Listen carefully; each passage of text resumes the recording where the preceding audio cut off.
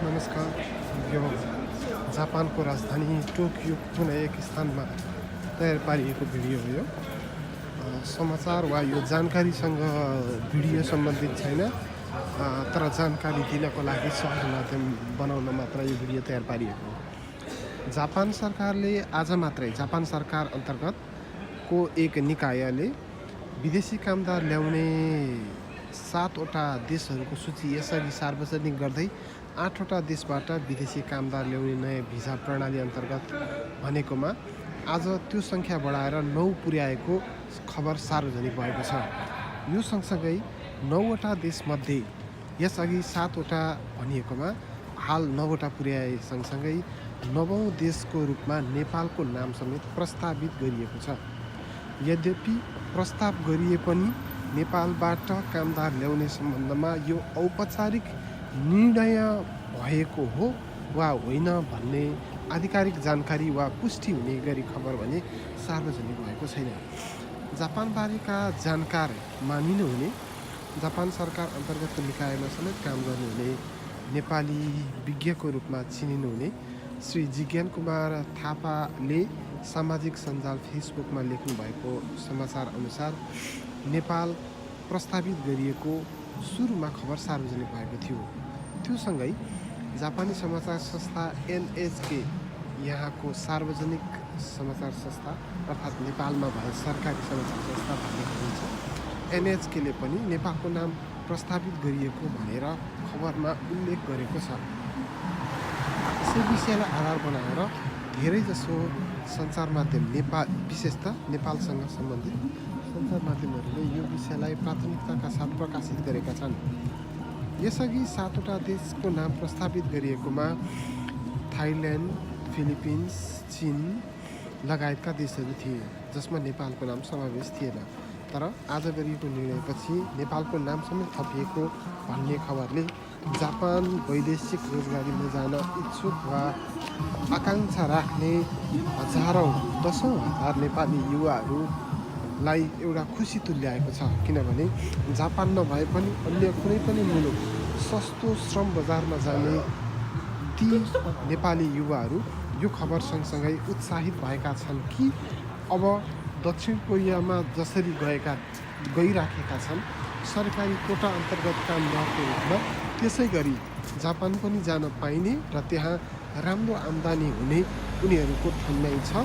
र अनुपातको दृष्टिले हेर्ने हो भने अन्य खाडी लगायतका देशहरूको तुलनामा जापान साँच्चै आकर्षक रोजगारको गन्तव्य हो नै। यो खबर सार्वजनिक भएसँग यस विषयमा सम्बन्धित रहेर हामीले धेरै विषयहरू खोज्यौँ, तर यसको थप विवरणहरू पाएका छैनौँ। यसका थप विवरणहरू प्राप्त हुने बित्तिकै हामी अपडेट गर्नेछौँ, जुन हामीले प्राय यो विषयसँग सम्बन्धित रहेको धेरै समाचारहरू हामीले हाम्रो japansamacar.com न्युज वेबसाइटमा पनि प्रकाशित गरेका छौँ। आज प्रकाशित समाचारको आधारहरूलाई मान्ने हो भने सार्वजनिक भएका विवरणहरूको थोरै जानकारी यहाँ हामीले हेर्न खोजिराखेका छौँ। जुन अरू जसले यो विषयसँग जानकारी माग्न चाहनुहुन्छ वा लिन चाहिराख्नु भएको छ उहाँहरूको लागि यो धेरै नै हेल्पफुल पनि हुन्छ भन्ने विश्वासले यो भिडियो तयार पारिएको। थोरै इन्टरनेटको कमजोरीले देखाइराखेको छैन।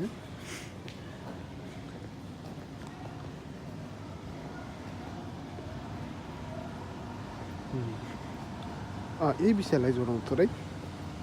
यसअघि 7वटा देशको नाम सार्वजनिक भएकोमा ती देशहरूमा जान नपाउने भन्ने खबरहरू सार्वजनिक भएपछि नेपालीहरूले नेपाल सरकारले यथेष्ट प्रयास नगरेको भन्दै चर्को आलोचना समेत भएको थियो।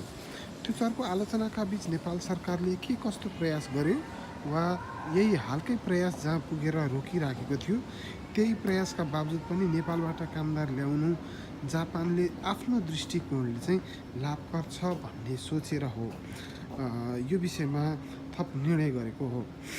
अनि जिज्ञान कुमार थापाले गर्नुभएको जुन हामीले ट्विट यहाँ फेसबुकमा गर्नुभएको जानकारी यहाँ पनि हेर्न सक्छौँ।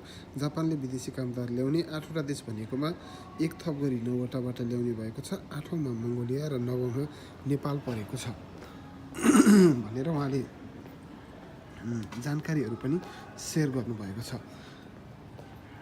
थप विवरण हामी यहाँ राखिएको विवरण थियो, त्यो खोज्दैछु म। त्यो विवरण कहाँ पर्यो भन्ने सन्दर्भमा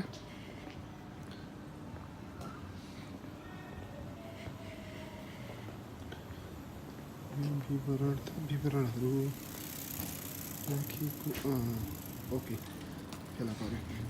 ओके, यो विवरणमा जापान सरकारको महत्त्वाकांक्षी योजनाका रूपमा लिएको आगामी अप्रिल महिनादेखि जुन नयाँ भिजा स्ट्याटस अन्तर्गत ल्याउने थियो, यसअघि चाहिँ 7वटा देशमा चाहिँ भियतनाम, फिलिपिन्स, इन्डोनेसिया, कम्बोडिया, चीन, थाइल्यान्ड र म्यानमारको नाम तय भएको थियो। अहिले थप 2वटा देशको नाम प्रस्तावित गरिएको सरकारी स्रोतलाई उद्धृत गर्दै एनएचके अनलाइनले आफ्नो समाचारमा लेखेको छ।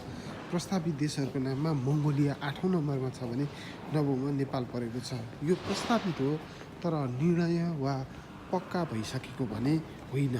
सोमबार बसेको योसँग सम्बन्धित बैठकमा ड्राफ्टमा 2 देश थप गरिएको हो। आगामी 20 तारिकसम्ममा फेरबदल गर्नुपर्ने केही भए गर्नु नत्र सो प्रस्तावलाई पारित गरिनेछ। त्यसको 1 हप्ता पश्चात जापान सरकारले आवश्यक प्रक्रिया अगाडि बढाउनेछ।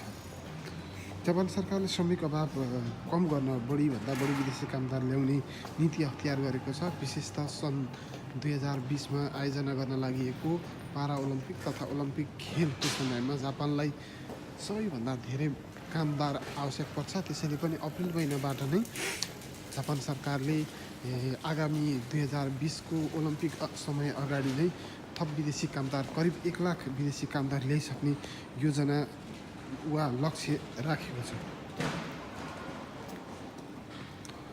अनि आगामी अप्रिलबाट अर्धदक्ष र दक्ष गरी 2वटा भिसा प्रक्रियामा जापानले कामदार ल्याउनेछ, जसमा चाहिँ सरकारी सेवा, मेडिकल सेवा, आपातकालले जसमा चाहिँ स्वास्थ्य, कृषि, निर्माण, उद्योग लगायतका क्षेत्रहरू रहेका छन्। 2वटा भिसा अन्तर्गत पहिलो अर्धदक्ष कामदारको रूपमा आउने कामदारहरूले 5 वर्षे भिसा अवधिको भिसा पाउनेछन् भने उनीहरूलाई तोकिएको काम हप्तामा 5 दिन काम, दिनको दैनिक 8 घन्टा काम सहितका लगायतका काम हुनेछ भने सेवा सुविधा कम्पनी अनि उनीहरूको सिप क्षमता र दक्षताका आधारमा केही तलमाथि पर्न सक्नेछ भने कामको प्रकृति अनुसार सबैको करिब उस्तै जस्तो हुने अपेक्षा गरिएको छ। अनि अर्धदक्ष कामदारमा आउने कामदारहरूले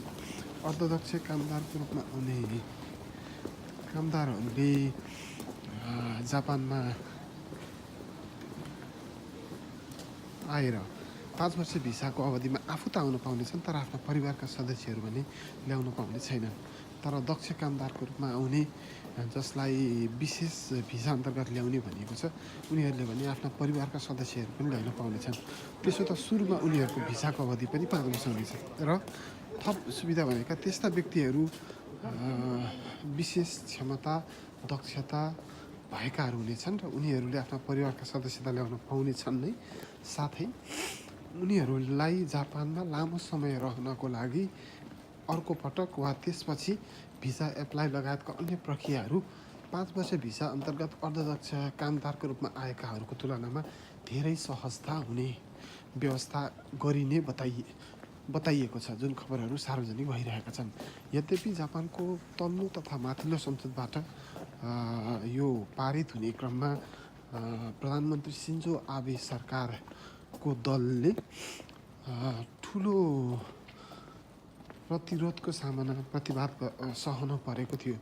जापानको प्रतिपक्षी दल सँगसँगै नागरिक स्तरमा पनि जापान सरकारले हतारमा वा आबे सरकारले हतारमा विदेशी कामदार ल्याउन लागेको भन्दै चर्को आलोचना भएको थियो।